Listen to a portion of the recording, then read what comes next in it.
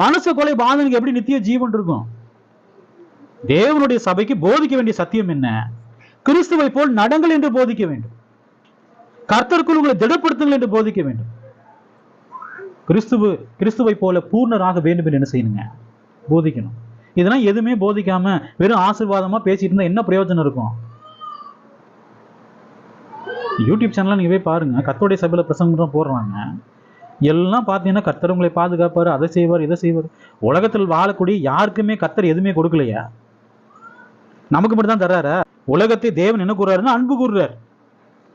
எல்லாத்துக்கும் அவர் தான் என்ன கொடுக்குறாருங்க? ஜீவன், சுவாசம் சகலத்தையும் அவர் கொடுத்துட்டு தான் இருக்கிறார். நமக்கு மட்டும் விசேஷமா தர்றாரா? இவங்களாம் பூமிக்கு ஆசீர்வாதத்தை பெற்றுக்கொண்டு என்ன நினைச்சுக்கிறாங்கன்னா கர்த்தர் நம்மளை நேசிக்கிறாருன்னு நினைக்கிறாங்க. உலகத்தாரை கொடுப்பது போல நமக்கு என்ன கொடுக்குறாருங்க? அந்த ஆசீர்வாதத்தை கொடுக்குறாரு.